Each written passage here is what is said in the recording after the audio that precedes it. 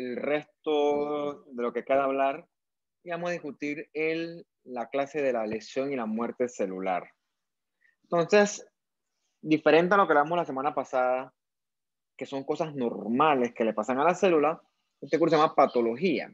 Y por lo tanto, el curso se centra en las cosas anormales que le suceden a la célula. Entonces, hoy vamos a ver qué ocurre cuando la célula se lesiona, sobre todo. ¿Qué ocurre? ¿Cómo responde? Si responde y qué puede desencadenar eso.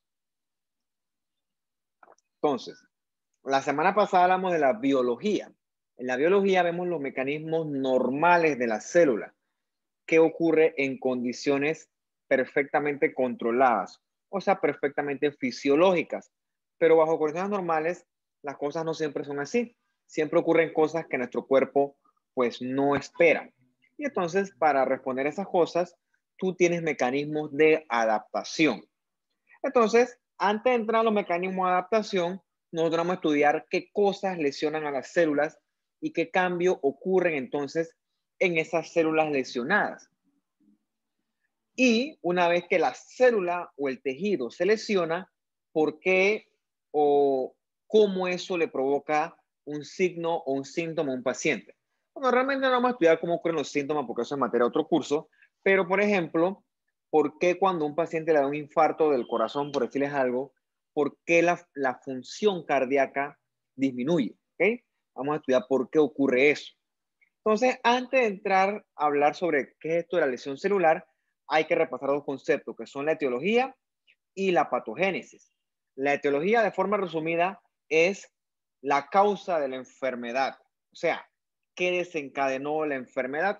Entonces, en la etiología tú tienes, por ejemplo, varias causas. Por ejemplo, en el síndrome de Down, la etiología puede ser la translocación la trisomía 21, por decirles algo. Esa es una causa genética.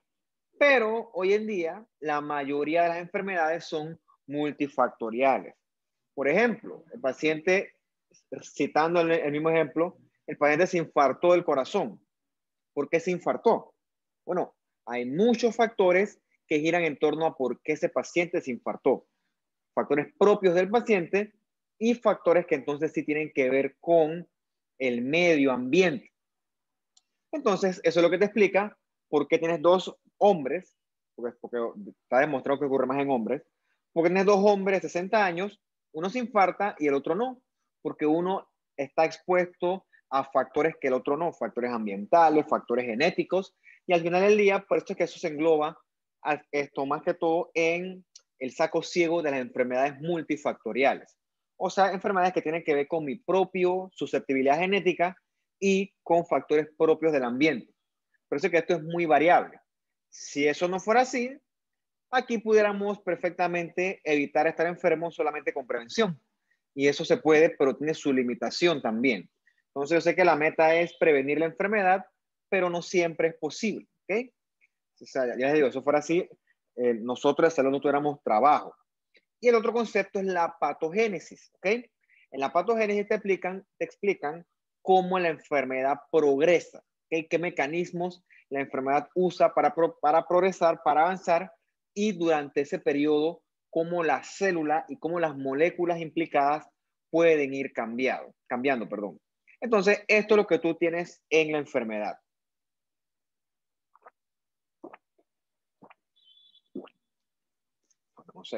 Tienes muchas causas de enfermedad.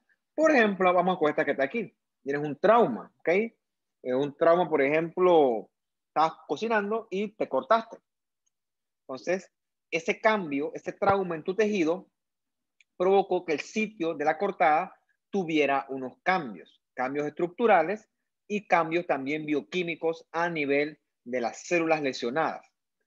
Eso hace que la morfología de la célula lesionada cambie. O sea, definitivamente así como tú ves, es una cortada y está sangrando, créeme que a nivel microscópico también hay cambios.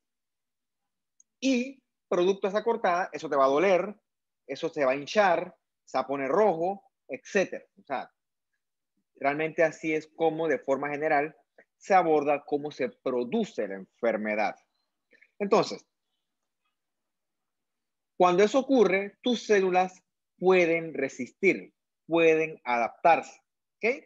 Por ejemplo, cuando tú corres, tus células se adaptan para proveer más oxígeno a los músculos esqueléticos y de esa forma tú puedas mantener el ritmo que llevas, ¿ok? Antes de cansarte, porque eso tiene un límite. No es que tú puedes correr a la máxima velocidad que puedas siempre, ¿ok? Lo puedes hacer un tiempo, pero eso tiene un límite. Hasta cierto punto, tus células se pueden acomodar a demandas a estrés, pero repito, eso tiene un límite, ¿ok? ¿Qué otro ejemplo les puedo poner yo? Por ejemplo, cuando tú estás cargando mucho peso, vas al gimnasio, tú puedes hacer 10 repeticiones, ¿ok? Quizás 11, 12, pero ¿por qué no puedes seguir haciendo más de esas? Bueno, porque tu cuerpo tiene un límite, ¿ok? Tiene un límite en el cual los propios receptores, eso de que el uso muscular, el mecanostat, él evita que tus propios tejidos sufran daños por ese exceso de carga. Eso quizás tú lo vives a nivel macroscópico, a nivel sintomático tuyo, por así decirlo, pero eso también ocurre a nivel celular. Entonces, por lo general, tus células se adaptan a esos cambios hasta el punto que puedan. ¿Qué ocurre? Si el estrés sigue, por ejemplo, si ya tú estás con el peso que tú no puedes y tú tratas de seguir, probablemente tú termines lesionándote. Y más que lesionarte tú te vas a sufrir lesiones a nivel celular. Y la lesión se da cuando la capacidad de adaptarse se supera o cuando el estrés persiste, ¿ok? Persiste y no se acaba, o ambas razones. Entonces, así como tú tienes tu límite al hacer el ejercicio, pues es el mejor ejemplo que se me ocurre, tus células también tienen un límite para tolerar estrés. Partiendo de ese concepto, entonces, tu célula va a tener una lesión reversible. Por ejemplo, la célula fue lesionada, pero con varios mecanismos que hemos discutido ahorita, pudo regresar a su estado basal. Pero hay otro escenario donde el estrés es demasiado grande, demasiado dañino, y entonces la lesión celular va a ser irreversible y ya la célula inevitablemente va a morir. Es lo que dice aquí, ¿no? La célula normal, por lo general, existe en periodos de adaptación, ¿ok? Se llama homeostasis, o sea, la serie de procesos que el cuerpo usa para mantener su metabolismo basal funcionando. Puede haber lesión celular, hay a cada rato. Todos los días nos exponemos a distintos tipos de estreses o de lesión. Si el estrés sigue, si el agente ofensor sigue, esa lesión puede progresar a una lesión irreversible. Y esa lesión irreversible, como dice la palabra, de forma inevitable termina en la muerte de la célula. Entonces, la muerte de la célula no siempre es algo malo, ¿ok? La muerte de la célula es importante también para procesos fisiológicos. Por ejemplo, el desarrollo de nuestros órganos y el desarrollo también de ciertas estructuras requiere de muerte celular. Eso es lo que se ve de forma fisiológica. Pero la muerte celular también daña tejidos que están sanos, tejidos que son útiles. Por ejemplo, cuando tu célula se expone a isquemia, ¿qué es isquemia? Que por alguna razón dejó de llegar el aporte gaseoso, o sea, de oxígeno y de nutrientes. O sea, hubo un bloqueo a la irrigación arterial y entonces las células se quedaron sin su sangre, entonces sufren daño por isquemia o lesión por isquemia. Obviamente las infecciones también lesionan, las toxinas, etcétera. Entonces, cuando la célula no puede resistir ese agente lesivo, va a morir, ¿okay? Ya sea por necrosis o por apoptosis. Son conceptos que estudiaremos y repasaremos a lo largo de la clase. Entonces, lo primero que tenemos que estudiar son las causas de lesión celular, que son extremadamente variables y extremadamente diversas. O sea, hay muchas causas de lesión celular. Estas son lo que vamos a estudiar nosotros en la clase de hoy. Hipoxia, que es hipo de menos, oxia de oxígeno. La isquemia, que ya se la expliqué en Antito, vamos a volver a mencionarla. Puede ser infecciones, reacciones autoinmunes, o sea que mi propio sistema inmune me ataca a mí. O, por ejemplo, causas que son parte normal de nosotros, como el envejecimiento. También estudiaremos que la célula, cuando se lesiona, va a tener cambios morfológicos. ¿Ok? Esos cambios morfológicos pueden ser reversibles, o sea que la célula regresa a su estado basal, o pueden ser irreversibles y terminan en la muerte de la célula. Entonces, lo primero que nosotros estudiaremos en esta clase es la lesión celular por hipoxia isquemia. Como le dije, ¿no? Conceptos para que usted agregue a su amplio glosario de terminología. La hipoxia es hipo de menos, oxia o oxi de oxígeno, o sea, menos oxígeno. O como dice la diapositiva, deficiencia de oxígeno. Y la isquemia es la disminución del aporte sanguíneo. En este caso, aporte arterial, que usted sabe que las arterias llevan sangre rica en oxígeno y también llevan sangre rica en nutrientes. Entonces, una cosa importante es que en la isquemia siempre va a haber hipoxia, pero la hipoxia pues es aislada, ¿no? Por así decirlo. Solamente es oxígeno. Entonces, ¿qué ocurre? Durante la isquemia, por alguna razón, hay una obstrucción de una arteria, ¿ok? Entonces, esa obstrucción de esa arteria lleva a que el tejido que esa arteria irrigaba se quede sin oxígeno y sin nutrientes y también se quede con acumulación de metabolitos tóxicos. El mejor ejemplo de eso ocurre aquí en el corazón, cuando por una enfermedad que se llama la ateroesclerosis, que en su momento hablaremos bastante de ella, obstruyen las arterias coronarias a un punto en el que la arteria coronaria queda completamente bloqueada. O sea, que a partir de este punto no va a llegar sangre arterial. Entonces, toda esta área se va a quedar sin oxígeno. Entonces, como la fibra muscular cardíaca es poco tolerante al daño por hipoxisquemia, entonces todo este corazón, todo este músculo cardíaco, todo este miocardio va a comenzar a morirse. ¿Okay? Eso va a comenzar a sufrir lesión celular. Eso es lo que ocurre en la lesión celular por hipoxia isquemia. Por lo general obedece a una obstrucción de este vaso sanguíneo. ¿Okay? Una causa mecánica sobre todo. Hay otras causas, pero esta es la que predomina. De hecho, esto es lo que le pasa al que está infartado. Una arteria se le tapó, se le obstruyó. Esa, la forma simplificada de verla tiene algunas otras variables que iremos mencionando en esta clase y en lo que resta de nuestro curso. La hipoxia ocurre de otras formas distintas. Por ejemplo, hipoxia puede tener un paciente con anemia.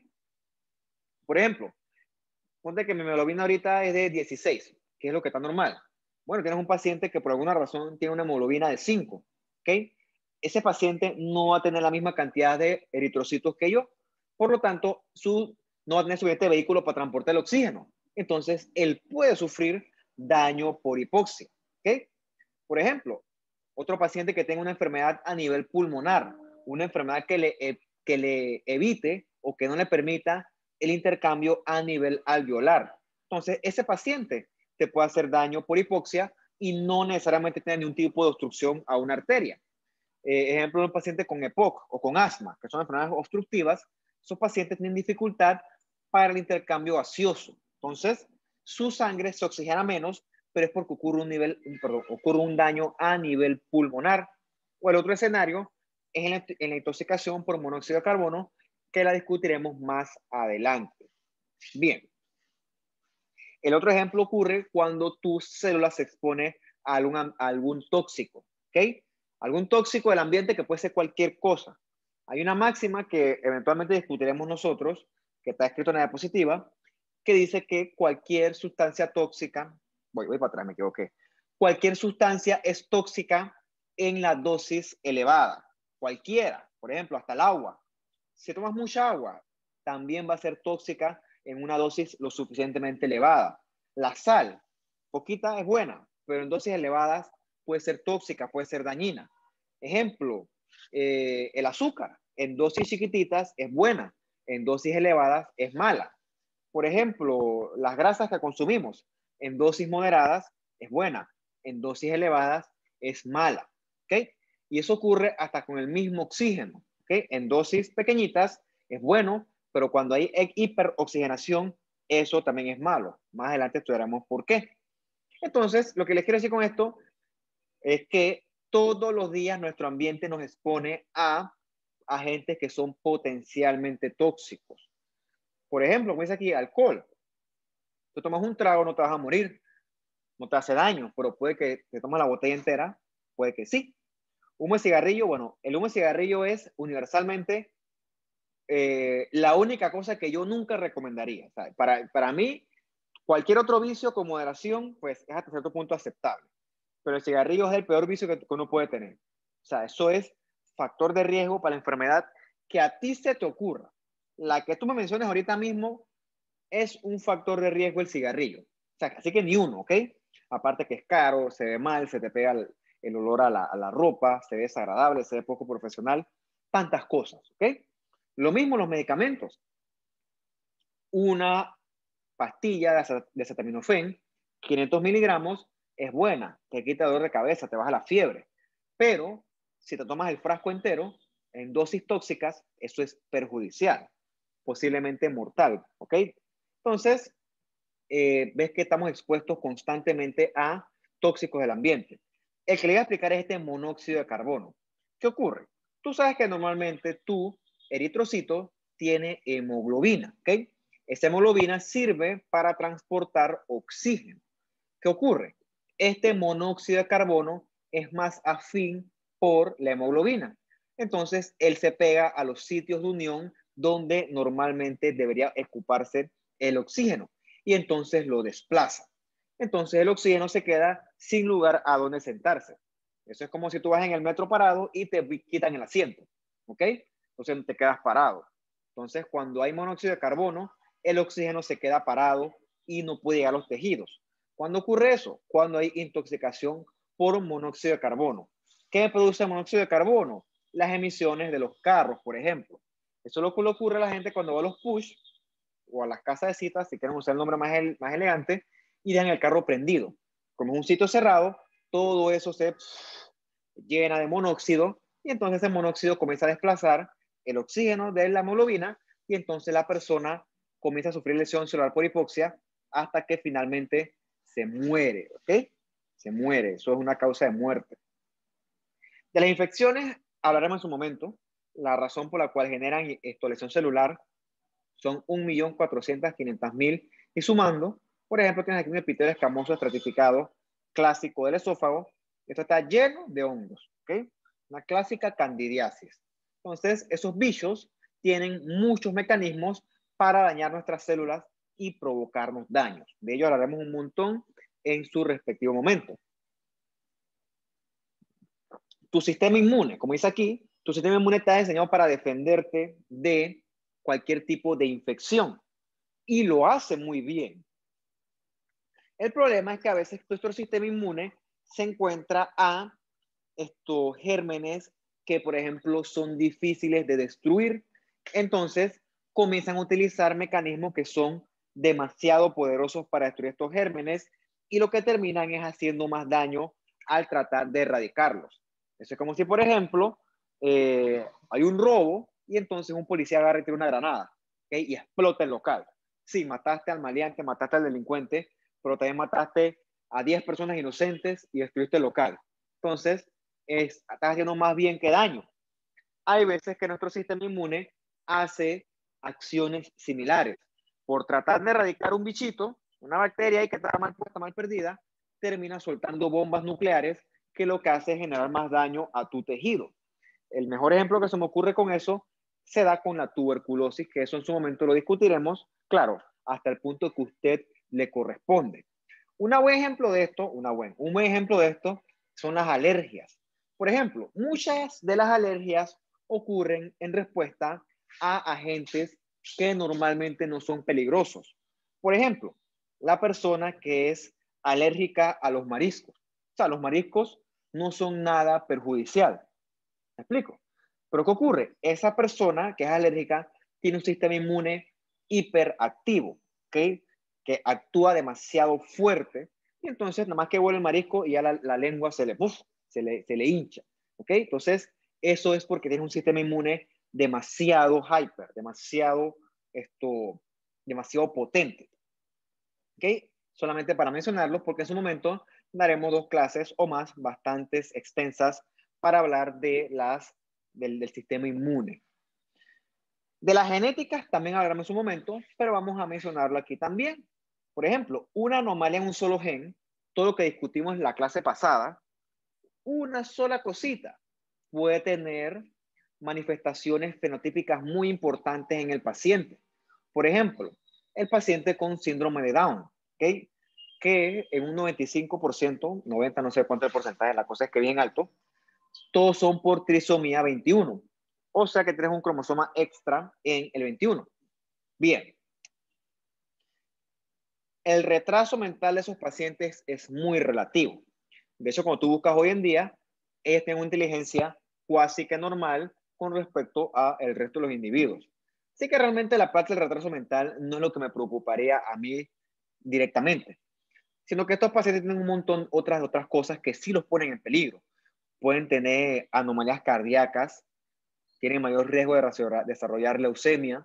Entonces, sí tienen otros problemas fuera de el tema este del retraso presuntamente mental que lo ponen en peligro, ¿ok?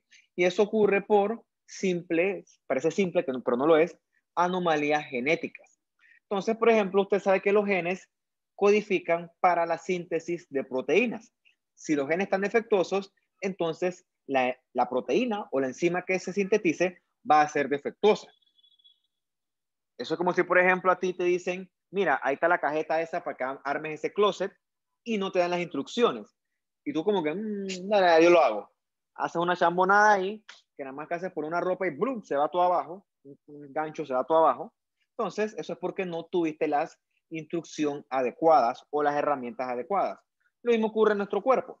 Un gen sin una instrucción adecuada producirá un producto defectuoso. En este caso, una proteína defectuosa, ¿ok? Y eso también puede provocar daños a las células y daños o alteraciones al propio individuo.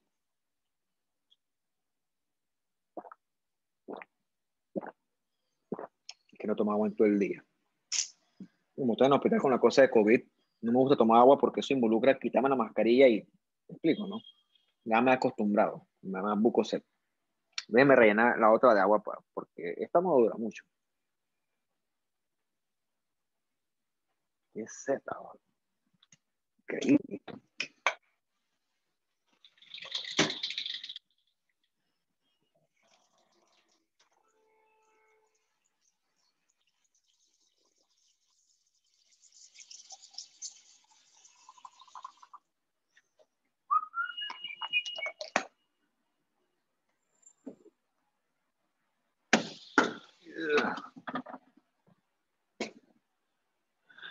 Otro concepto que veremos en su momento van a ser las enfermedades asociadas a nutrición, que puede ser malnutrición, o sea, desnutrición hasta hipernutrición, o también dicho exceso de calorías. Perdón, en su momento veremos cómo la deficiencia de proteínas y calorías pueden causar lesión y sobre todo sigue siendo un flagelo importante en los países pobres, mientras que en los países en desarrollo, que Panamá es uno de ellos, tú ves que hoy en día el problema es no lo contrario, no es la desnutrición, sino es la obesidad, ¿ok? Bueno, con Panamá es curioso porque en Panamá tú tienes como las dos tendencias. Tienes regiones muy pobres y tienes regiones que son anormalmente, no es rica la palabra, acaudaladas quizás sea. Panamá es un país de mucha desigualdad, eso es verdad. Y por culpa de ese exceso de calorías existe el flagelo de la obesidad. Desde un punto de vista similar al cigarrillo, la obesidad es factor de riesgo para la enfermedad que a ti se te ocurra. Dime la que tú quieras y la obesidad va a ser factor de riesgo. Diabetes, sí. Aterosclerosis, sí. Hipertensión, sí. SB, sí. Cardiopatía, sí. Cáncer también. Y ahí te vas, ¿ok? Ahí te vas. Entonces, en un momento veremos estos dos tipos de desnutrición, los kwashiorkor y los marasmo, parecidos, pero tienen sus diferencias fundamentales. Por suerte, esto no es tan común acá en Panamá, porque a pesar de que los niños están desnutridos, no llegan a estos niveles así tipo el tercer mundo real, ¿no? Aquí en Panamá hay como un tercer mundo light. Bien, obviamente la otra causa de lesión celular es el agente físico. Por ejemplo, tú agarras y te cortas, eso es lesión por un agente físico, un trauma. Por ejemplo, tú agarras y metes la mano en el fuego, temperatura extrema. Tú agarras y metes un cable así en el tomacorriente y te electrocutas. Eso también provoca lesión celular. Entonces, son agentes físicos que también constantemente están acechándonos. Ahí también está la radiación, por ejemplo, la radiación que provocan los rayos ultravioletas del sol. En dosis chiquititas quizás no son tan perjudiciales, pero con una exposición no controlada, créeme que sí van a provocar daño y bastante. Entonces, eso con respecto a las causas de muerte celular, solo para mencionarlas. Créanme que en su momento nosotros hablaremos una sola clase de cada una de ellas, de manera que tú puedas tener bastante claro las generalidades de cómo se produce la enfermedad, lo suficiente para el nivel de tu carrera que enfrentarás el día de mañana. Entonces, ahora sí vamos a hablar un poquito de la lesión celular reversible. Bien, tengas tu celulita y, por ejemplo, a ver, mucha pensadera. Ok, el calor, pues. Tienes tu celulita y vamos a decir que tú metiste la mano en un agua caliente, ¿ok? Así como a ti te dolió eso, si a ti te dolió es porque eso provocó cambios en tus células, ¿ok? Entonces, a nivel celular, tus células, producto de esa agua tan caliente, van a sufrir daño a su función y también a su forma. Probablemente, si tú dejas la mano así a la fuerza dentro del agua, probablemente el daño sea lo suficientemente grande para que la célula se muera indefinidamente. Pero si tú agarras y ¡fum! Metes la mano y la sacas, hubo daño, pero como se detuvo el agente agresor, puede que el daño no sea tan grande y la célula con el tiempo regrese a su función original. Eso es lo que le llamamos nosotros lesión celular reversible. Durante la lesión celular reversible, la célula sufre varios cambios. Más que todo, la célula se agranda de tamaño, se hincha. ¿Por qué? Porque se llena de agua. Y eso ocurre porque cuando ocurre el daño ese, la lesión, las bombas iónicas sufren daño, ¿ok? Las bombas iónicas, acuérdense que lo que hacen es meter y sacar iones contragradientes. Entonces, cuando la bomba iónica se daña, la célula no puede sacar agua de su interior y entonces se comienza a acumular, a llenar de agua. Ejemplo, ¿no? Un ejemplo que usé con otra clase hace poco. Si su casa se inunda, vamos a decir que se rompió una tubería del baño y la casa comienza a inundarse. Entonces, ¿qué tú tienes que hacer? Dos cosas. Primero, cerrar la llave de paso y segundo, agarrar una escoba, un trapeador y comenzar a echar esa agua afuera. Si tú no haces ninguna de las dos cosas, tu casa se va a inundar y vas a comenzar a desperdiciar agua. Entonces, tú tienes tus mecanismos para evitar que la casa se inunde. Pero repito, cerrar la llave de paso y agarrar una escoba y comenzar a tirar esa agua afuera o hacia el sumidero o hacia la regadera que está ahí el cuestión del baño. Tu celular tiene el mecanismo para hacer algo similar, pero cuando hay lesión celular, los mecanismos para sacar agua, que son esas bombas iónicas, se dañan, ¿ok? Fallan esos mecanismos y ocurre esto con la célula. Se llena de agua, ¿ok? Se comienza a rellenar de agua y no tiene la célula cómo sacar ese exceso de agua. Entonces, además está decir que eso altera el balance de iones y de fluidos. Los organelos, aparecidos a la membrana celular, la membrana plasmática, también sufren daño similar y se llenan también de agua, ¿ok? Entonces, ese es uno de los cambios morfológicos iniciales que vemos cuando la célula sufre lesión celular, en este caso aún reversible. Entonces, la célula, como les dije, sufre cambios, ¿ok?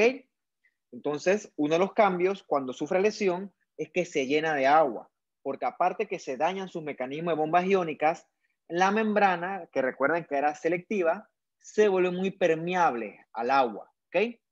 Entonces, se llena de agua la célula, comienza a inundarse.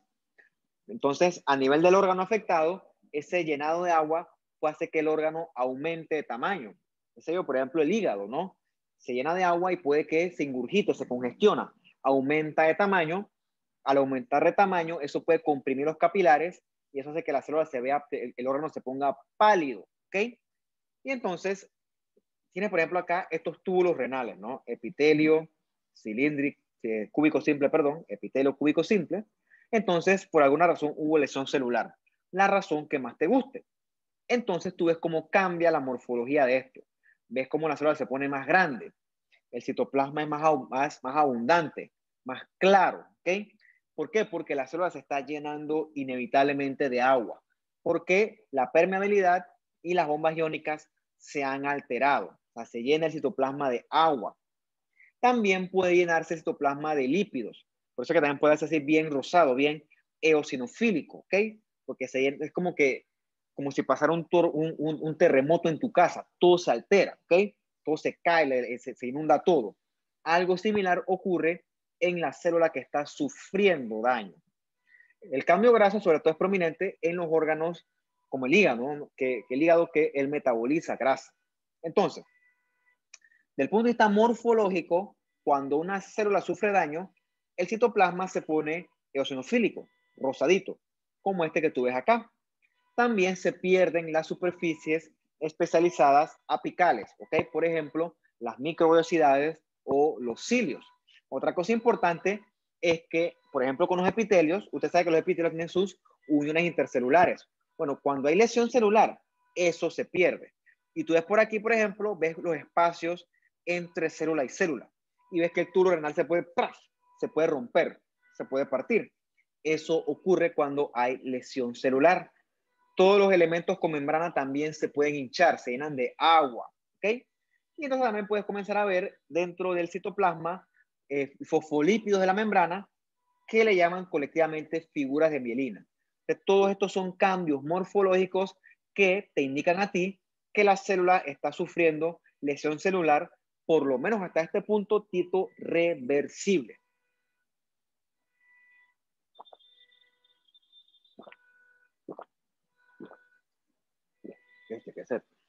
Entonces, tu retículo endoplasmático liso también sufre daño, aumenta de tamaño, se llena de líquido, de agua también. Eso ocurre sobre todo cuando hay lesión por sustancias que le pegan al retículo endoplasmático.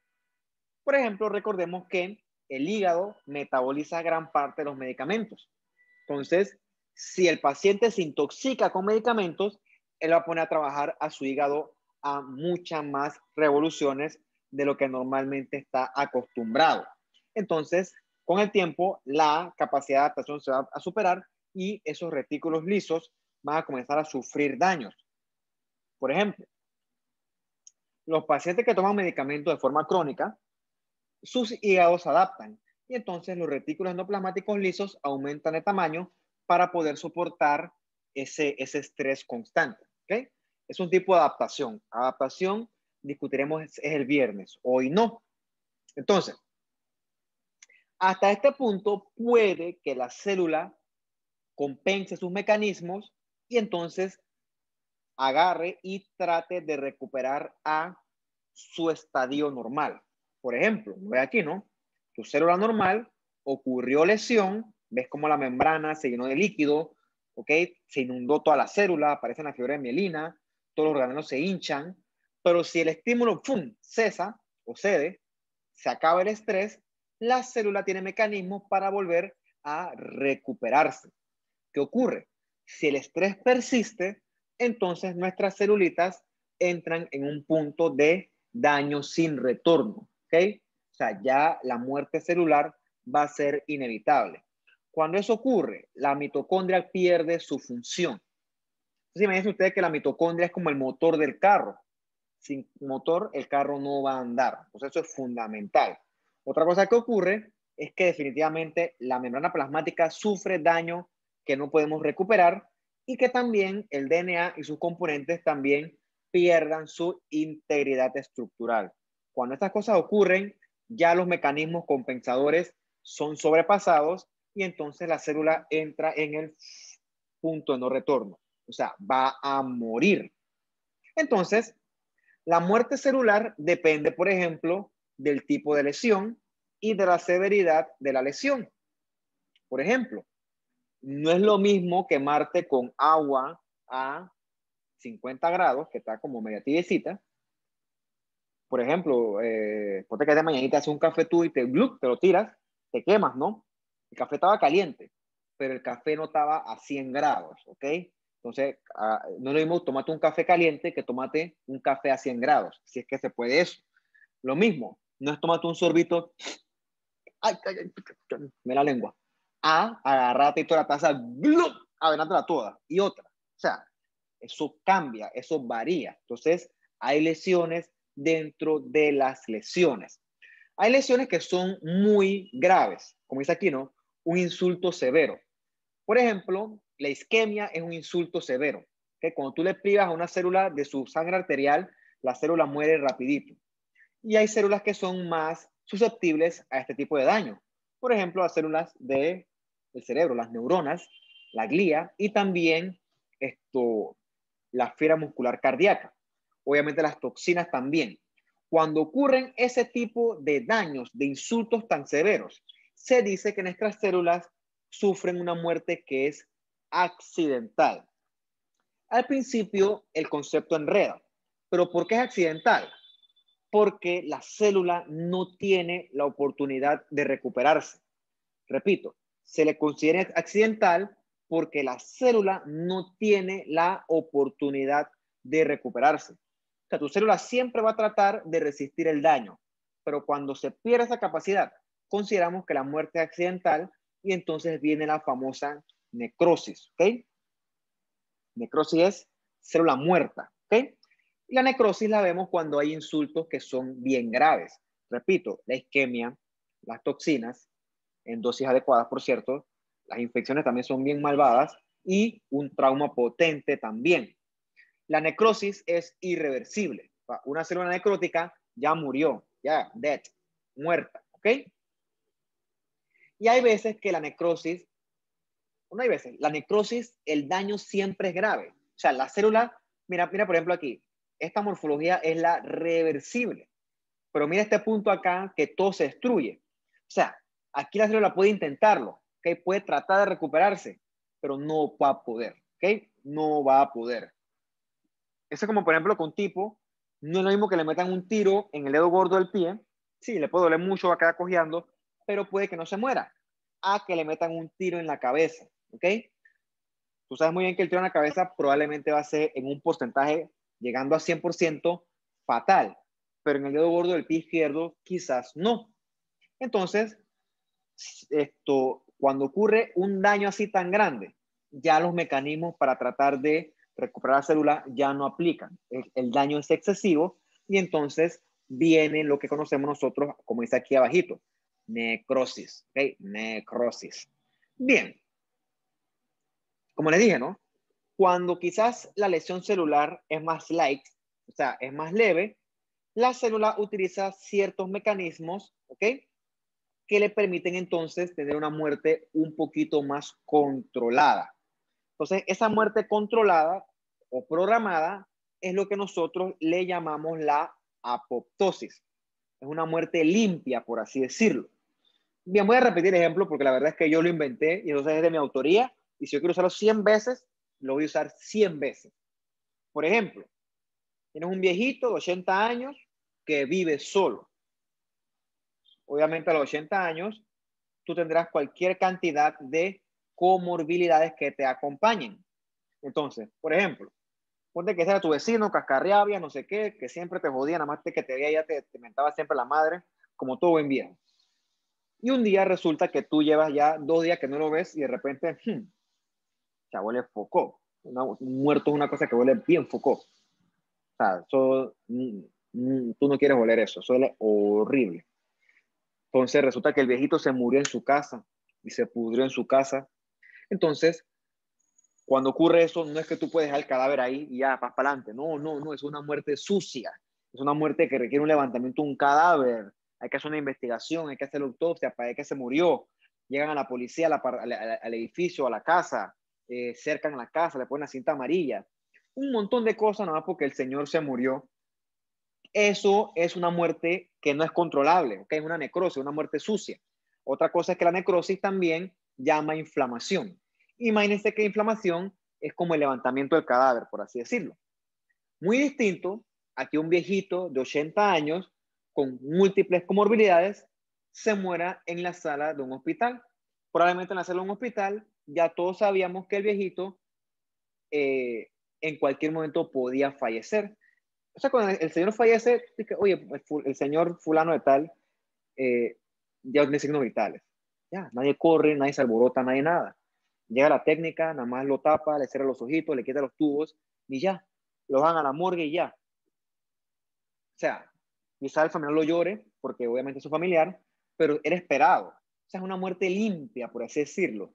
Limpiecita. ¿Ok? Entonces, y la apoptosis es una muerte limpia. Es una muerte en la cual la célula reconoce que tiene que morir. Y entonces se muere de una forma programada, de una forma limpia. ¿Ok? Entonces, por ejemplo, cuando la célula tiene mucho daño al DNA, la misma célula sabe que no debe progresar. Entonces, dentro de ella se activan genes y vías de señalización que la llevan a sufrir esta muerte limpia y bien regulada que nosotros llamamos apoptosis. Otra cosa que la hace limpia es que la apoptosis no va a inducir una respuesta inflamatoria, completamente distinto a lo que hace la necrosis, que es una muerte sucia. Acuérdate que la necrosis hay restos celulares, o sea, cadáveres, y a tu cuerpo no le gusta eso. Tu cuerpo cuando ve eso se inflama, ¿ok? Provoca daño. Eso lo veremos en su momento también. Entonces, por ejemplo, tienes aquí tu celulita. Ocurrió un daño irreparable y entonces ella va a elegir dos caminos. En la necrosis, entonces todo se destruye, ¿ok? Explota la célula, literalmente, como el cadáver en la casa, con las paredes manchadas, lleno de gusano, de mosca, de hondo hasta más no poder, y el cadáver así soplado, liqueando, un desastre, un desastre. Versus un hospital, una cama que está limpia, hasta no se puede, la muerte es limpia, es esperada, la muerte es bien llevada, ¿ok? Creo que el ejemplo aplica, un ejemplo de mi autoría propia, por eso es que lo voy a usar las veces que haga falta. Bien, cuando hay necrosis, ocurre lo que tú ves acá abajo. La membrana celular se destruye y cuando se destruye, eso libera enzimas y esas propias enzimas comienzan a digerirse a la propia célula. Una cosa importante es que esos restos celulares atraen a la inflamación. Por eso es que toda muerte por necrosis va seguida de inflamación. Esa inflamación es como un carro de la basura, que lo que hace es tratar de comerse los restos celulares y intentar reparar cualquier tipo de daño. Claro, eso tiene un precio que lo discutiremos en su momento en la clase de la inflamación. Entonces, hay un montón de enzimas que se liberan, tanto de dentro de la célula como también de los leucocitos que vienen por la inflamación. Entonces, recordemos, la necrosis siempre es irreversible. Ocurre cuando se dañan los mecanismos de producir energía por parte de la mitocondria, cuando hay daño irreversible a las membranas y también cuando se acumulan esto que está aquí en verdecito, que son las especies reactivas de oxígeno, que en su momento nosotros discutiremos. Entonces, ¿qué ocurre en la necrosis? Bien, vamos a partir primero del hecho de que comparas este túbulo renal versus este que está en necrosis.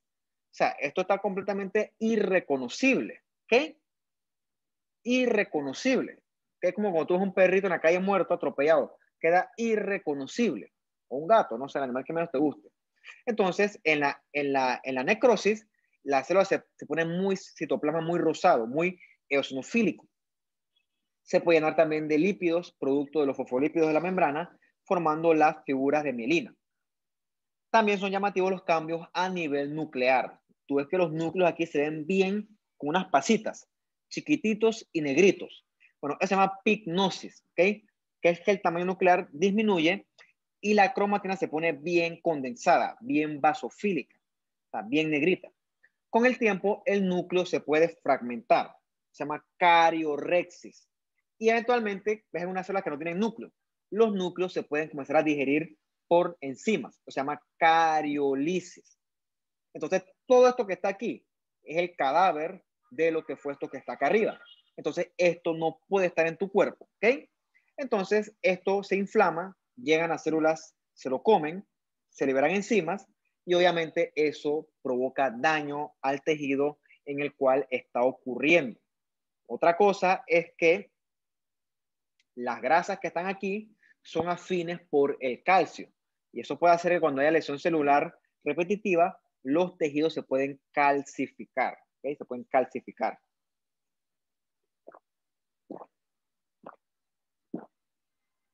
Entonces, esto que está acá, un epitelio para ese tipo intestinal. No estoy muy seguro porque no puse la leyenda, no importa. Lo que está acá, quiero que vean, es esto, ¿no? Es un epitelio cilíndrico mucosecretor. Puede ser intestinal o el estómago también. Eso no importa. Lo importante acá es esto, ¿no? O está el cursor. Tú ves cómo cambia la morfología del tejido. Tú ves estos depósitos aquí bien basofílicos. Bueno, todo eso son calcificaciones, ¿ok? Probablemente aquí hubo una lesión persistente, constante, que lesionó lo suficiente a las células, que las células comienzan a liberar sus ácidos grasos de su membrana plasmática y entonces eso comenzó a atraer sales de calcio. Entonces las sales de calcio comenzaron a depositarse y eso es lo que genera aquí todas estas calcificaciones. Bien, eso con respecto a la necrosis. Ahora vamos a ver desde el punto de vista morfológico qué tipos de necrosis hay. Y la primera que estudiamos y una clásica es la necrosis coagulativa. Es curiosa porque la necrosis coagulativa, la arquitectura del órgano se preserva hasta varios días. Entonces, esta parte que hace necrosis, por ejemplo, en este riñón, este triangulito amarillo, o sea, ves que la arquitectura está bien preservada. Y las células muertas aquí conservan su estructura, pero se ven como unos fantasmas de lo que alguna vez fue la célula. Por ejemplo, aquí tienen los túbulos renales. Los túbulos renales tienen sus contornos bien conservados, pero por dentro se ve todo rosado, todo eosinofílico y todo sin núcleo. ¿Okay? Es como si fuera un fantasma de lo que alguna vez fue la célula. ¿Qué ocurre en la necrosis coagulativa? ¿Okay? La lesión celular afecta a las propias proteínas de la célula. Por ejemplo, las enzimas. Y al afectar las enzimas, ellas no pueden comerse la propia célula y entonces la arquitectura celular, aunque sea los contornos, se conservan. Eso es característico de la lesión, en este caso no es lesión, la necrosis coagulativa. En esa necrosis coagulativa también van a llegar inflamación a comerse estos cadáveres, ¿ok? Por muy bonito que estén, son cadáveres y tienen que ser fagocitados sobre todo por los macrófagos. Esta necrosis coagulativa por lo general ocurre cuando hay isquemia. O sea, cuando cede el riego sanguíneo a alguna parte del órgano, alguna zona de tejido, entonces, por lo general la isquemia provoca necrosis coagulativa, siendo la gran excepción el cerebro. Bien. El otro tipo morfológico de necrosis es la licuefactiva. Por lo general, la licuefactiva se da cuando hay infecciones por bichos que son muy necios, como por ejemplo bacterias y hongos. ¿Qué ocurre? Cuando tu cuerpo entra una bacteria, esa bacteria trae muchos neutrófilos. Entonces, entre la bacteria y el neutrófilo se forma una batalla a muerte. ¿Ok? Eso se inflama muchísimo. Al final del día hay tanto neutrófilo que ellos botan muchas enzimas. Es cierto que las enzimas matan a la bacteria, pero también te matan a tu propio tejido, ¿ok? Literalmente lo licúan. Por eso es que se llama necrosis licuefactiva. Una cosa curiosa es que en los SB, sobre todo los isquémicos, se provoca un tipo de necrosis licuefactiva. No tiene nada que ver con infección. Eso es una curiosidad de la patología, ¿ok? Que aquí realmente el daño es por isquemia, pero el patrón de necrosis es un patrón tipo licuefactivo. Es una gran curiosidad. Entonces, si tú agarras esta sección y la ves en un microscopio, tú vas a ver que tienes un guacho de células ahí, que tú no puedes discernir qué es una célula, qué es otra. Es como si fuera toda una masa, como si agarras la célula y la pusieras una licuadora. Todo se ve, todo se destruye, ¿ok? Y lo otro que vas a ver aquí es un montón de neutrófilos. Neutrófilos, restos celulares y restos de bacterias. Eso es lo que nosotros le llamamos pus, ¿ok? Bien. El otro tipo de necrosis que puede ser considerada dentro del grupo de la licuefactiva es la gangrenosa. En la gangrenosa podemos considerar que es un tipo de licuefactiva, pero lo que hace es que coge varias capas. Por ejemplo, en este clásico pie diabético, tú ves que la lesión agarró piel, tejido subcutáneo, músculo, fascia e inclusive llegó hasta el hueso. O sea, es una lesión multicapa. Eso es clásico de cuando a la extremidad se le corta el aporte sanguíneo. Clásico de los pies diabéticos, que en su momento discutiremos hasta el cansancio y que también veremos bastante en el taller que corresponda. Entonces, obviamente, esto que está aquí es puerta de entrada para bacterias. Entonces, eso se sobreinfecta. Y esa sobreinfección es la que le da a esto la apariencia esa de necrosis liquefactiva. Entonces, cuando hay eso lleno de pus, neutrófilos, bacterias, restos celulares, entonces se le conoce como gangrena húmeda, ¿no? Clásico de los pies diabéticos. Entonces, esto más o menos lo que tú ves, ¿no? Esto supuestamente es una epidermis. Aquí sí hay leyenda. Y tú realmente aquí no puedes discernir las células. O sea, se han destruido todas. ¿Ok? Realmente aquí los bordes celulares, no hay núcleos. Es como una masa amorfa de lo que alguna vez fue células. Eso es característico de las necrosis tipo liquefactivas. Y verás que en el fondo hay mucha inflamación. Porque, repito, a tu cuerpo no le gusta lidiar con células muertas. Bien.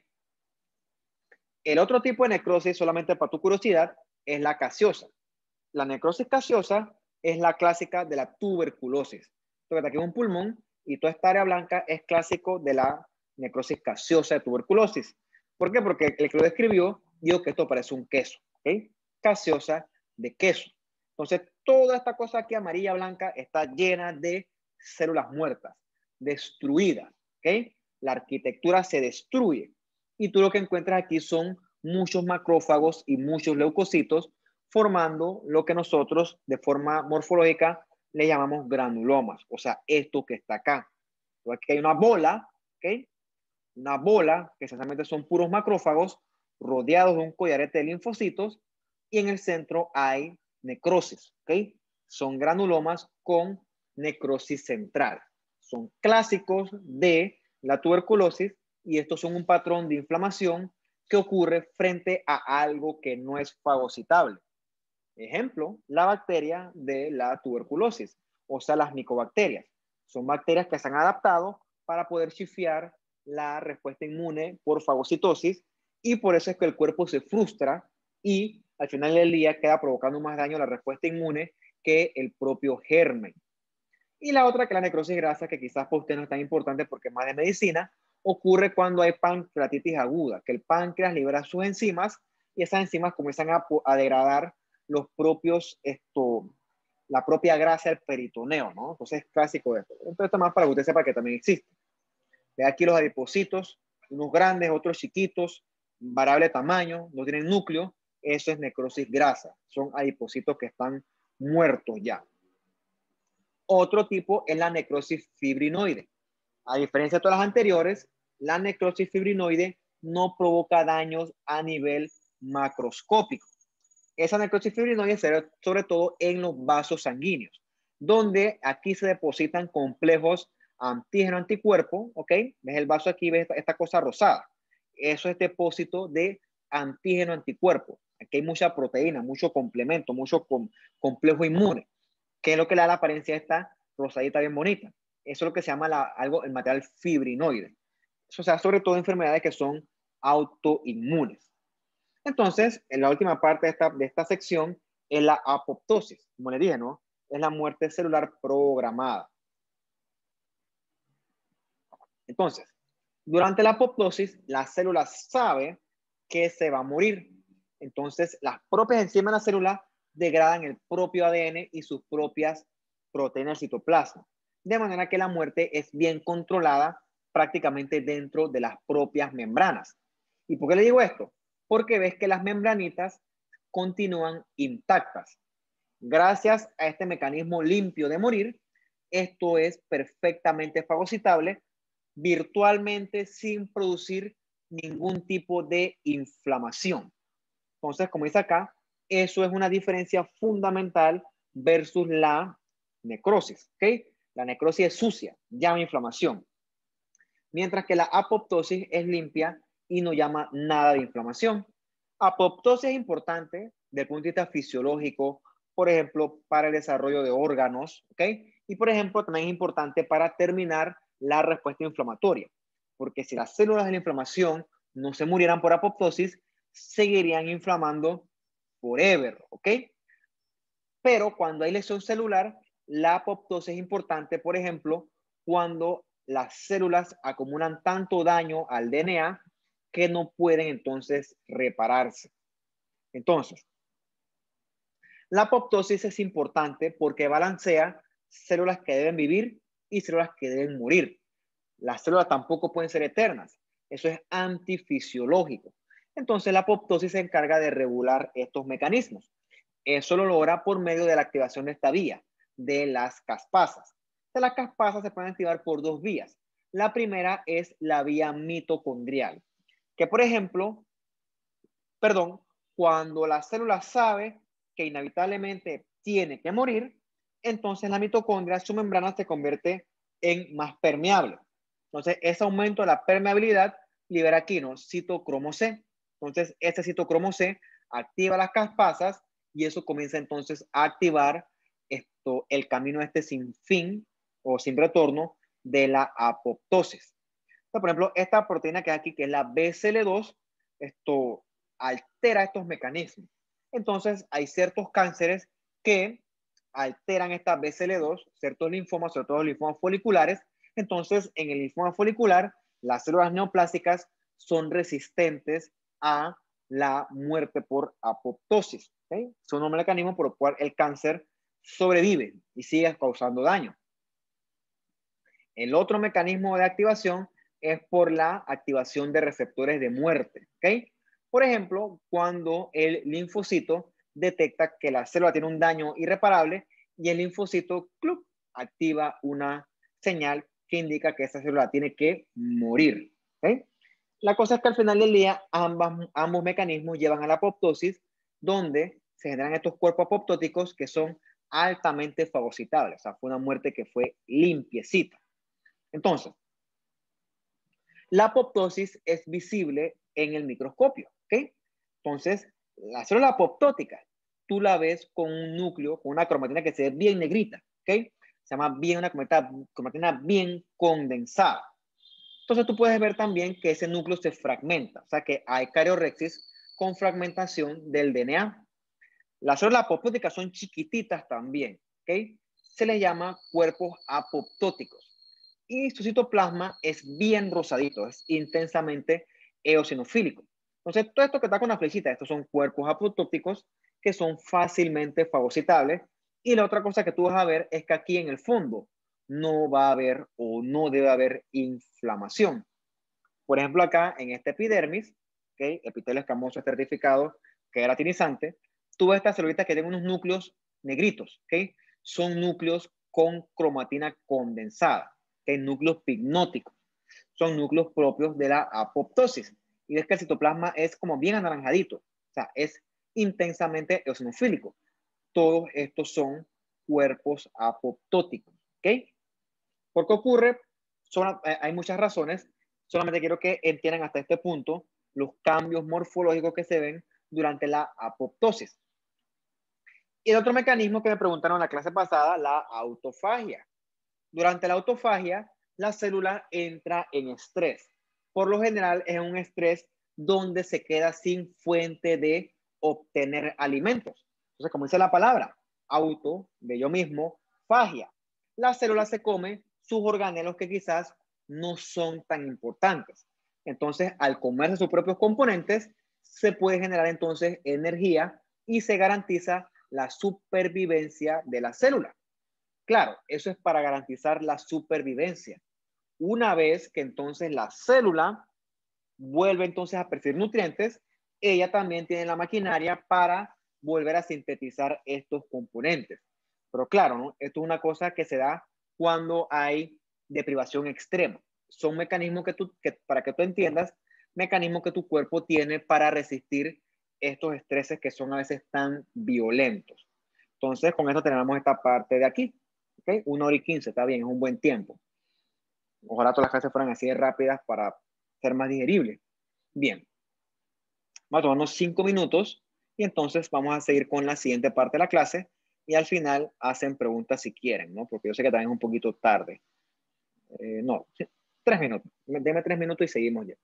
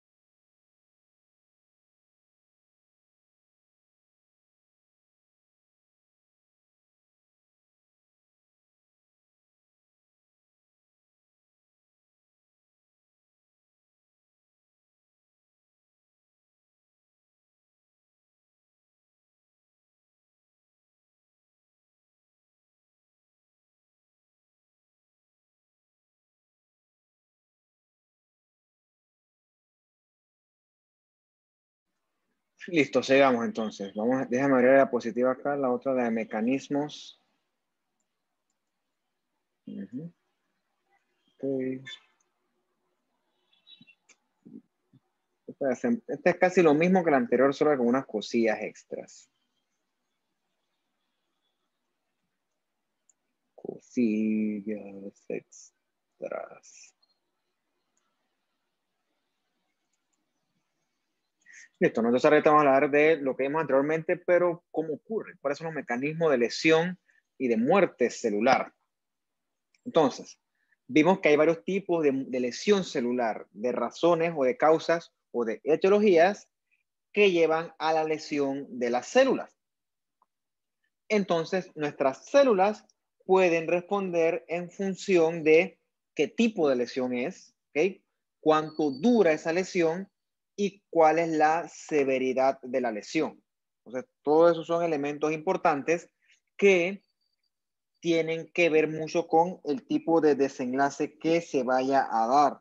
Repito, no es lo mismo que te quemes con, qué sé yo, arena caliente cuando vas a la playa, que te quemes esto con fuego. O sea, son dos tipos de insultos que tienen que ver con temperatura, pero son totalmente distintos. Entonces, también la consecuencia de la lesión es diferente. Por ejemplo, no es lo mismo isquemia al cerebro, que es poco tolerante, que por ejemplo isquemia a la piel, que tiene mucha más capacidad de reparación. En ese sentido, hay células que también tienen mayor tolerancia a la lesión. Por ejemplo, los hepatocitos, como tienen su glucógeno de reserva, ellos pueden tolerar entonces con un poco más de facilidad la isquemia. No es que es más fácil, pero son un poco más tolerantes que otras células. Y también varía la capacidad que tiene una célula para adaptarse. Tiene que ver con la parte genética. Por ejemplo, ¿no? Yo siempre uso el ejemplo que yo no puedo agarrar y sentarme ahorita que van a ser como que a las 6:30, agarrar y sentarme tirarme todo un litro de seco yo solo, porque en el cuarto de urgencia, probablemente me muera, porque por alguna razón yo no tengo la tolerancia para aguantar eso, pero hay gente que toma eso como si fuera agua, y no era ni goma. No es que lo envidie, pero yo no puedo y esa persona sí. O sea, yo soy mucho más susceptible a la lesión celular por intoxicación por alcohol que otros tipos de personas. Y tiene que ver con que yo tengo algún tipo o susceptibilidad o algún tipo de trasfondo genético que me predispone a eso. Entonces, ves que dependiendo del tipo de célula, no es lo mismo la fibra muscular esquelética que la cardíaca, que el músculo liso, quizás son algo parecidas, pero tienen distinta función y créeme que todas ellas responden de forma distinta a los distintos estreses o lesiones celulares. Entonces, cuando ocurre una lesión celular, dejando a un lado las manifestaciones morfológicas, los componentes de la célula sufren daños y entonces va a haber alteraciones funcionales y bioquímicas que pueden alterar los organelos, la membrana plasmática y las propias vías de señalización de la célula. En ese sentido, la célula no se va a poder comunicar. Es como si tu teléfono no pagas la data y entonces no sirve. El teléfono estructuralmente está entero, pero sin data no sirve para nada hoy en día. Entonces, como mencionamos en la clase anterior, en la parte anterior de la clase, el daño por isquemia, por lo general, va a terminar en necrosis, porque cuando hay daño por isquemia, los mecanismos de producir energía están abolidos y la célula es muy poco tolerante a ese tipo de estrés, mientras que el daño al DNA, siempre y cuando sea irreversible, entonces eso va a terminar entonces en apoptosis, ¿ok? Entonces vamos a ver todo este tipo de daño celular, ¿no? Puede ser por daño por hipoxisquemia, puede ser porque se acumulan las especies reactivas de oxígeno, puede ser que haya daño al DNA, inflamación, etc. Entonces, el primer ejemplo es con la hipoxia isquemia. O sea, ¿qué ocurre cuando a una célula tú le quitas el aporte de oxígeno? El mejor ejemplo que se me ocurre y el más básico es que tú te compres tu estufa nuevecita, la que más te guste, LG, Samsung, Frigidaire, no sé, otra marca. Yo no sé mucho de estufa, por cierto. Pues una estufa nuevecita de paquete, pero si, es de gas, por cierto, pero si no la conectas al gas, no la vas a poder usar. Y hasta que no la conectes al gas, eso no sirve. Entonces, imagínense que una célula que sufre daño por hipoxisquemia es una célula que tú les cortas el suministro de gas, o sea que le cortas la fuente que ella tiene para producir energía. Entonces, en tu caso, tus celulitas cuando ocurre esto, mueren, ¿ok? Mueren. ¿Por qué? Porque cuando hay hipoxia, hay menor concentración de oxígeno. Y tú sabes que el oxígeno, tu mitocondria la usa para producir ATP gracias a la fosforilación oxidativa. Sin el oxígeno, la fosforilación oxidativa no puede ocurrir y por lo tanto no hay producción de ATP. Y tu célula es muy sensible a la depresión de ATP. Eso es como tú quisieras prender un fueguito en el quemador de la estufa sin gas. Imposible. Imposible. Mira lo que dice aquí, ¿no? Supuestamente un cuerpo de un adulto saludable quema hasta 75 kilos de ATP. O sea, buco energía. Bien, puede que cuando hay hipoxia solita, hipoxia aislada, la célula no muera inmediatamente, ¿ok? Entonces ves que la hipoxia es parecida a la isquemia, pero la isquemia es mucho más insultante. En este caso, por ejemplo, cuando hay hipoxia aislada solamente, el mejor ejemplo que se me ocurre, por ejemplo, que hay hipoxia aislada, es que tú vayas, por ejemplo, a un sitio que está muy alto, ¿ok? Por ejemplo, tú subes a un país que está muy alto, por ejemplo, en Bogotá, que está mucho más alto que aquí estamos a nivel del mar, ahí arriba, en esos 2000 y pico de metros de altura, no sé si son pies o metros, no me acuerdo, me corrigen, hay menos concentración de oxígeno en el aire. Entonces, no es que tus células mueren, sufren un poquito, pero con el tiempo se pueden adaptar si le das el chance adecuado. ¿Qué mecanismos usan las células para tolerar la hipoxia? Bueno, pueden aumentar la síntesis, por ejemplo, de este VEGF, que es factor de crecimiento endotelial vascular. Ese factor de crecimiento hace que se generen nuevos vasos, entonces esos nuevos vasos van a aumentar el aporte sanguíneo y eso con el tiempo ayuda a tolerar la hipoxia. Otro mecanismo que usan es usar las reservas de glucosa y utilizar mecanismos de producción de energía que no depende de oxígeno. Por ejemplo, la glucólisis anaeróbica. Por ejemplo, esto que está acá son hepatocitos con mucho aumento. Estas bolas blancas más o más claritas, eso es glucógeno. Cuando tu cuerpo se queda sin energía, ¿okay? Cuando dejas de comer, por ejemplo, tu hígado utiliza ese glucógeno como fuente de energía. El mejor ejemplo que se me ocurre es cuando tú duermes. Cuando tú duermes, tú no comes. Es imposible. Entonces, ¿cómo tú amaneces? ¿Cómo no te mueres cuando estás durmiendo? Si te quedas sin comer 8 horas o más, por decirles algo. Bueno, porque tu hígado comienza a utilizar las reservas de glucógeno, perdón. Y eso te mantiene a ti con la glucosa necesaria para mantener tus funciones basales andando. ¿Okay? Entonces, son mecanismos que tu cuerpo usa para tolerar la hipoxia.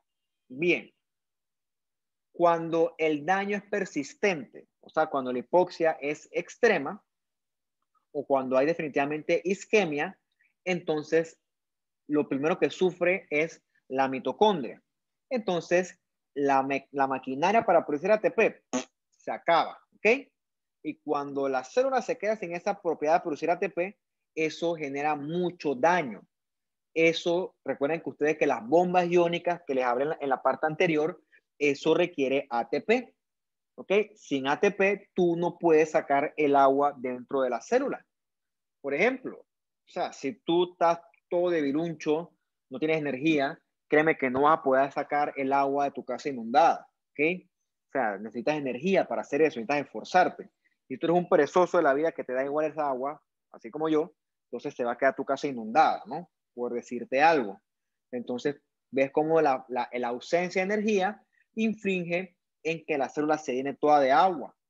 Entonces, cuando hay pérdida de oxígeno, se activan los mecanismos de metabolismo anaerobio, siendo por excelencia el principal la glucólisis anaeróbica.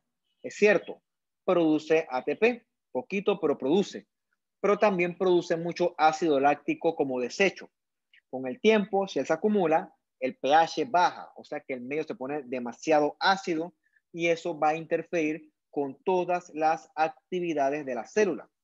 También cuando se afecta a la maquinaria para producir ATP, el mecanismo de producir proteínas también se va a alterar. Y eso también puede hacer que se comiencen a acumular las especies reactivas de oxígeno. De eso de pronto hablaremos, qué son las especies reactivas de oxígeno y que también provocan daño en un tipo especial que se llama lesión por reperfusión, que es esta que está acá. Bueno, por ejemplo, la figura anterior de la arteria coronaria tapada. Vamos a decir que por alguna razón ese bloqueo se venció. Entonces la arteria deja de estar tapada. Entonces tú dirías, sí, va a llegar la sangre y entonces el tejido se va a volver a reperfundir, ¿ok? Va a volver a llegar la sangre. En papel eso es cierto, pero paradójicamente eso provoca más lesión. ¿Por qué? Porque esa sangre acumulada está llena de metabolitos tóxicos, ¿ok? Entonces eso al final, si no se hace de forma regulada, eso paradójicamente va a provocar más daño. Eso aplica sobre todo cuando hay isquemia en el cerebro o en el corazón. Entonces, esa sangre por reperfusión va a estar llena de radicales libres, va a estar llena de inflamación, de metabolitos tóxicos, y eso lo que queda provocando es más daño. Por esto que tú ves aquí, ¿no? Esa sangre que se acumula es como si tuvieras una sangre con un bloqueo. Toda esta sangre que no está pasando va a comenzar a acumular especies reactivas de oxígeno. ¿Por qué ocurre eso? Porque las mitocondrias de esos tejidos son defectuosas, ¿ok? Entonces van a comenzar a reducir, ¿ok? De forma inadecuada el oxígeno. Eso es bioquímica. Yo no soy de bioquímica, por cierto, pero imagínate tú que para producir oxígeno, perdón, para utilizar el oxígeno, tienes que reducirlo adecuadamente. ¿Ok? Eso es como, por ejemplo, que tú agarres, un ejemplo tonto, pero más se aplica. Es como que tu carro es diésel y tú le echas gasolina, o al revés. En cualquier escenario lo vas a dañar. Ambos son combustibles, pero tienen que ser utilizados en su respectivo motor. Entonces, cuando hay hipoxia, las mitocondrias utilizan inadecuadamente el oxígeno, lo reducen inadecuadamente y entonces se comienza a generar mucho desecho de esa reducción inadecuada. Esos desechos de esa reducción inadecuada son las especies reactivas de oxígeno. Realmente eso ocurre a cada rato, por cierto, ¿ok? Todos los días y en todo momento ocurre eso, pero nuestro cuerpo tiene lo que son así denominados los mecanismos antioxidantes que evitan que tú te llenes de especies radicales de oxígeno. De hecho, supuestamente estas especies radicales de oxígeno o los radicales libres son los que con el tiempo provocan el envejecimiento. ¿Okay? Ves que no es algo súbito, porque tu cuerpo tiene mecanismos antioxidantes y tú también puedes tomar suplementos que ayuden también a eso. Eso está descrito. También cuando hay ese daño por hipoxia isquemia, los tejidos se van a morir. Eso va a traer inflamación y esa inflamación va a traer todavía más radicales libres, o sea, más daño. Fíjense que esos son como partículas inestables, ¿ok? Partículas inestables que van a provocar es mayor daño al tejido. Entonces, en esa reperfusión, esa sangre, aparte de traer muchos radicales libres, va a traer también leucocitos inflamatorios, va a traer complemento, y cuando eso llegue, eso es como cuando viene una crecida de río. La crecida no solamente trae agua sucia, trae piedras, trae palos, trae troncos, trae todo lo que se arrastre, ¿ok? Y imagínense que una lesión por reperfusión es la crecida de un río. Sí, viene el agua, pero esa agua que viene, créeme que viene a destruir y a provocar daño, no viene a ayudarnos. Bien, algo lo que sí hay que hablar es del estrés oxidativo, ¿ok? El estrés oxidativo ocurre cuando la célula sufre daño debido a la acumulación de especies reactivas de oxígeno, ¿ok? Que hasta este punto le llamaremos nosotros los radicales libres. Entonces, esos radicales libres se provocan o se producen de una forma normal cuando la célula sufre por alguna razón daño, perdón. ¿No? Cuando hay mucha radiación, cuando hay hipoxia, cuando hay inflamación. Y el mejor ejemplo es cuando hay envejecimiento, o sea, años, ¿no? Más progresivo. ¿Qué ocurre? Los radicales libres son inestables, ¿ok? Y cuando se acumulan, comienzan a atacar de forma indiscriminada los componentes estructurales de los componentes de la célula. Atacan ácidos nucleicos, atacan proteínas, atacan lípidos. Eso es como si tú agarras un taladro en tu casa y comienza a taladrar las paredes. ¿Okay? Eso va a destruir con el tiempo toda tu casa. ¿Okay? Entonces, como dije, ¿no? Los radicales libres se provocan o se producen siempre de las reacciones estas de óxido-reducción, y también los pueden producir las células de la inflamación, sobre todo los neutrófilos y los macrófagos. Entonces, estos que están aquí son los radicales libres, estos ROS, Reactive Oxygen Species, ¿no? Entonces, ellos dañan los componentes de las membranas, las proteínas, y también dañan el propio DNA. Entonces, ¿dónde vemos nosotros aumento de los radicales libres? Cuando estamos expuestos, por ejemplo, a radiación ionizante. A manera de spoiler, la mayor cantidad de radiación ionizante que tú recibes o puedes recibir siempre está relacionada a tratamientos médicos. ¿Okay? Por ejemplo, una persona con cáncer que le dan radioterapia, este es un ejemplo donde recibes mucha radiación, pero también puedes recibir radiación de otras formas más inocentes. Por ejemplo, tomando sol de forma irresponsable e indiscriminada. Quizás no sea tan potente como recibir radiación de radioterapia, pero con el tiempo también es dañino, ¿ok? Y es causa de cáncer, por cierto. Eso lo veremos en su momento. La lesión química también puede generar radicales libres, inflamación y la lesión por reperfusión que ya vimos, ¿ok? Por lo general, tu cuerpo tiene enzimas que remueven esos radicales libres, como estas enzimas que están acá abajo, y tiene otros mecanismos antioxidantes. ¿Ok? Pero recuerda que cuando hay lesión celular, esos mecanismos quedan abolidos.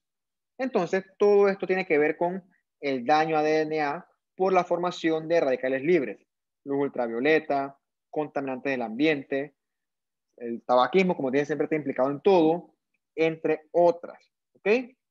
Entonces, este radical libre le pega a los componentes de la membrana celular, por ejemplo, ¿no? Entonces, genera daño a todas las membranas, no solamente la afuera, sino también a las membranas de los mismos organelos, por ejemplo, mitocondrias y lisosomas. También daña las mismas proteínas a nivel estructural. Y los radicales libres también dañan al DNA.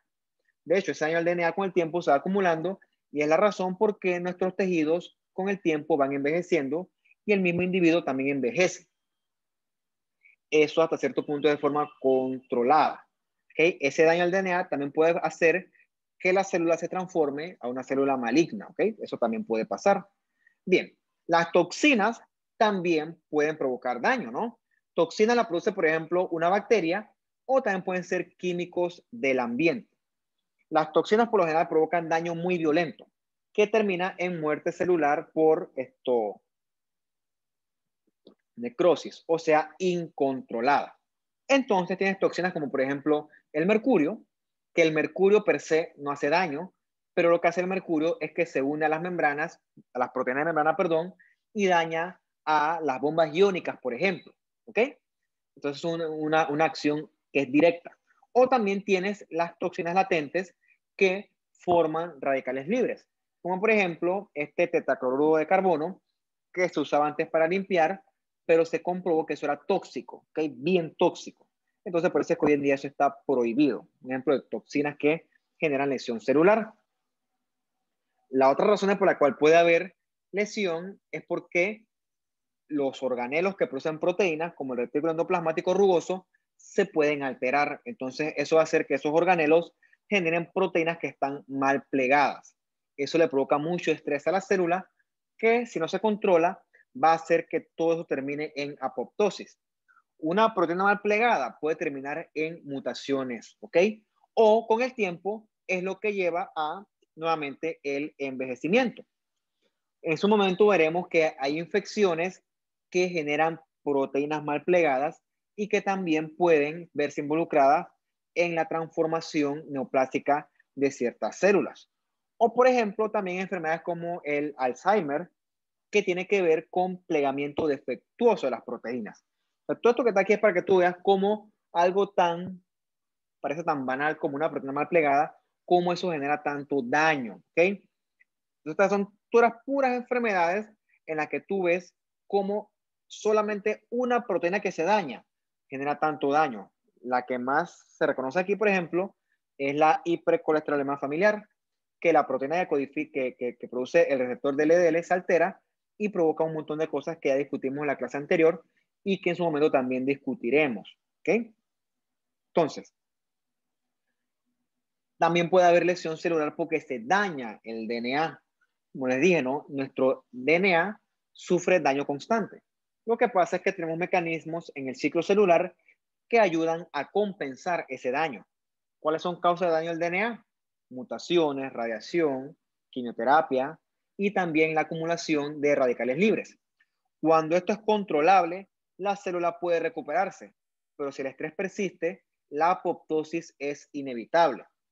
Ya sabemos que cuando hay daño al DNA, el P53 detecta este daño al DNA y evita que el ciclo celular progrese con la intención de que el DNA sea potencialmente reparable.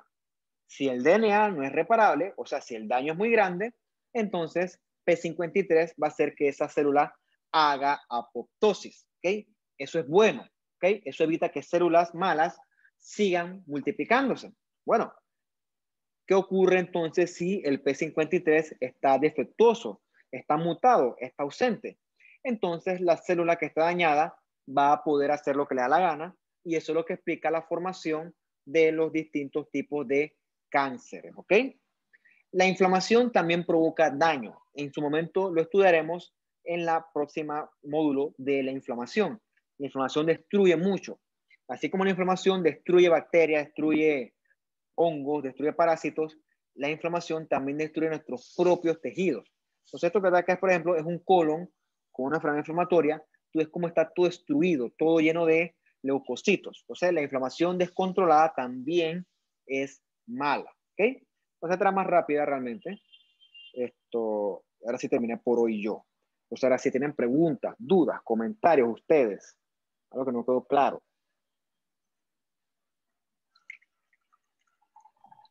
Profe, a mí no me quedó muy claro la parte de la autofagia. No sé si podría dar como un ejemplo de cuándo ocurre, pues. Ok. Por ejemplo, un ejemplo de autofagia ocurre en una persona desnutrida, ¿ok? Una persona que, como los niños estos de marasmo o cuachorco, lo que puso una imagen ahí que están todos flaquitos, son niños que tienen una dieta deficiente en calorías, por ejemplo. O sea, imagínate que tú no comas en todo el día. No te vas a morir, por cierto, no te vas a morir, lo vas a sufrir, pero no te vas a morir. En un día no. ¿Por qué? Porque tu cuerpo tiene mecanismos para proveer energía de tu propio sustrato. Por ejemplo, dije que en el hígado hay reservas de glucógeno. Bueno, si tú no comes, lo primero que se usa es eso. Luego de eso, tú tienes también tu grasa. ¿Okay? Tu tejido adiposo tiene ácidos grasos. Esos ácidos grasos se pueden usar como energía. Pero ponte que un ejemplo extremo, ¿ok? La desnutrición sea extrema. Mira, eso ocurre más que todo, por ejemplo, en pacientes que no pueden comer, ¿ok? Por ejemplo, un paciente que sufrió un SB y el paciente no tolera la vía oral, ¿ok? Entonces, con el tiempo, ese paciente, si no tiene el aporte calórico suficiente, asumamos que está fuera del hospital y no se le provee, las propias células de él, ¿qué ocurre? Ese paciente no hace actividad física. Por lo tanto, él no requiere células activas como las tuyas. Él no requiere células que estén enteras, que estén completas. Entonces, lo que hacen sus células es agarrar los organelos que no son necesarios, ¿ok? Se los come por autofagia y entonces eso le sirve de sustrato para poder proveerle energía. Es un mecanismo de supervivencia, pero es un mecanismo extremo, ¿ok? Entonces, ponte que ahorita mismo yo hice una huelga de hambre por 3 días. Bueno, 3 días muy poquito, ponte que por 10 días, ¿ok? Entonces puede que mis células comiencen a hacer autofagia. ¿Qué ocurre? Cuando yo hago autofagia, yo no me voy a morir, pero tampoco voy a poder estar aquí entero hablándoles a ustedes así entero, ¿ok? Mi cuerpo se debilita, pero no muere, porque mis células se debilitan, pero no mueren. Es un mecanismo de supervivencia donde definitivamente la célula no muere, pero tampoco es que puede existir así de forma eterna. Eso creo que es lo que le quería decir. La célula está ahí, bien y todo, pero no es que la autofagia tú puedes vivir en un periodo perpetuo de autofagia. O sea, es un mecanismo extremo de supervivencia. ¿Okay? La célula hace eso cuando no le queda de otra. Como les dije, ¿no? Obviamente tú no puedes vivir sin comer, te vas a morir eventualmente. Entonces, una vez que tú comes, tus reservas se vuelven a restablecer y entonces tu célula comienza nuevamente a producir los organelos que son importantes con ella. Pero es un mecanismo que se usa en periodos extremos donde no hay acceso a fuentes de energía, o sea, donde la persona no come y no le queda de otra que utilizar su propia reserva de su cuerpo como fuente de energía. Claro, puede hacerlo un tiempo, pero no es que se puede tampoco existir así. Por eso es que si no comes te mueres eventualmente, ¿ok? No te mueres automáticamente, pero te mueres con el tiempo, porque tienes mecanismos que lo soportan, pero no son mecanismos eternos. O sea, una vez que tú comienzas a comer de nuevo, puede que te recuperes, ¿ok? Pero tampoco es que es automático. Entonces son mecanismos que tus células usan para adaptarse frente a situaciones que son muy estresantes.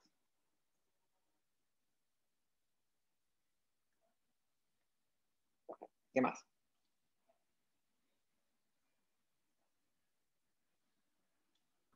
Profe, cuando estaba explicando la parte de la reperfusión, es que Ajá, he mencionado que la mitocondria reducía inadecuadamente el oxígeno. Entonces esa parte ajá. como que no quedó muy clara.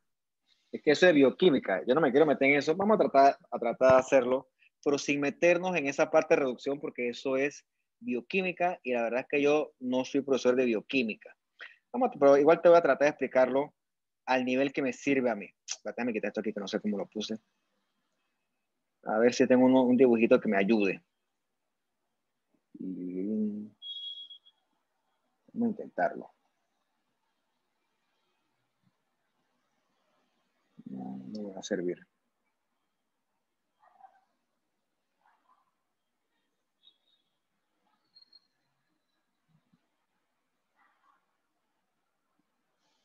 No va a tener que decir que buscar una imagen afuera. Pero no importa, eso no es tan difícil tampoco. Busco aquí mitocondrion redox.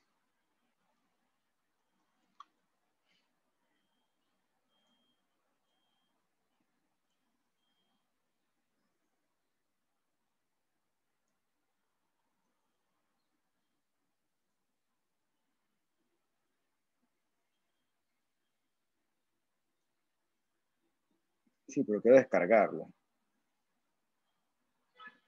Bien, descargado. Entonces vamos a compartirles esta imagen. Bien, esquemáticamente, esto que está aquí es una mitocondria. Bien, ¿qué ocurre? No, para no entrar en mucho detalle. Entonces, la mitocondria agarra entonces ese parte del oxígeno y por muchos procesos los incorpora a toda esta cosa de que el ciclo de Krebs, la cadena transportadora de electrones, y también a la fosforilación oxidativa, y entonces ese oxígeno que entró, ¿ok? Se pudo transformar adecuadamente en ATP. No es que se transforme en ATP, sirve para proveer sustrato a toda esta maquinaria. Entonces, ¿cómo te digo yo? No tengo ese ejemplo porque para no meterme mucho en detalle de esto. Es como tu carro, ¿ok? O si no tienes carro, un carro normal. Un carro normal, cuando tú le echas gasolina, cuando él anda, él genera desechos producto de la combustión de esa gasolina. eso es perfectamente normal. ¿Ok? Tú verás, por ejemplo, que a veces hay carros que echan demasiado humo. Además está decir que esos carros contaminan más. ¿Y por qué ocurre eso? Porque el carro tiene algún desperfecto a nivel mecánico que provoca que él haga una combustión inadecuada de la gasolina y eso provoca mucha más contaminación. No me pregunte por qué, porque yo tampoco soy mecánico, por cierto. Es lo que se me ocurre. Tu cuerpo, de forma normal, tu mitocondria utiliza el oxígeno. ¿Ok? Tu mitocondria utiliza el oxígeno, lo reduce adecuadamente en una reacción que se llama oxidorreducción y de esa reacción se genera una cantidad manejable de radicales libres, que entonces tu cuerpo agarra y con los mecanismos antioxidantes los puede controlar bien. Por ejemplo, pasando el ejemplo del carro, un carro del año con un motor bien alineado, bien mantenido, probablemente la cantidad de emisiones sea mínima. Pero si agarro ese carro y lo ruedo, no le hago mantenimiento, entonces el motor va a comenzar a presentar desperfectos y entonces esto va a producir muchas más emisiones. Por así decirlo, ese va a ser un motor lesionado. Entonces, cuando tu célula está frente a algún tipo de lesión celular, esos mecanismos de hacer reacciones adecuadas de oxidorreducción, esos mecanismos se alteran. Entonces, tu mitocondria, que debía producir poquito radical libre, produce mucho. ¿Ok? Y no contento con eso, los mecanismos antioxidantes también están alterados.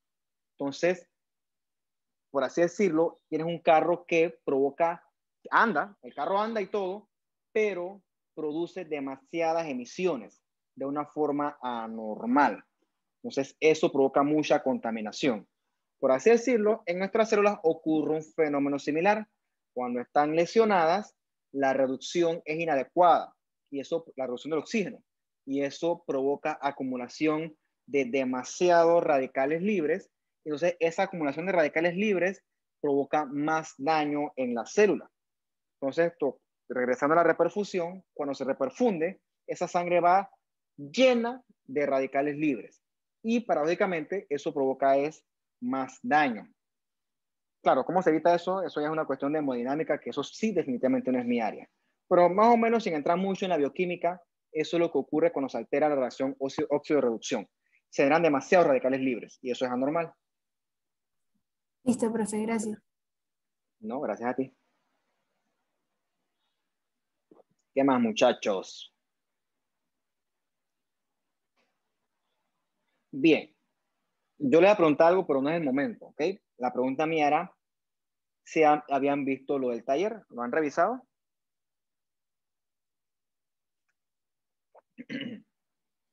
Bueno, el taller son dos temas, ¿no? El tema de la adaptación celular, no, bien, que debemos ver el viernes. Entonces, una vez que hagamos el tema el viernes, podemos discutirlo, ¿no? La idea es que usted vea primero la clase y que con más o menos la idea de la clase, usted pueda desarrollar su propio tema. Además está decirle que esos temas todos salen en el libro y usted es libre de comenzar a desarrollar su tema, por eso es que se lo estoy dando con tiempo, ¿ok? Entonces, la pregunta la voy a guardar para la otra semana. Bueno, muchachos, no tienen más nada que preguntar, ya casi van a ser las 7, casi. Entonces los dejo para que estén con sus actividades y nos veremos nosotros el viernes en la mañana. Sí, en la mañana. Entonces, chao, cuídense y que estén bien. Listo, profe, Listo, gracias. profe, gracias. Chao, chao, chao, chao, chao, chao, chao, chao, chao, chao.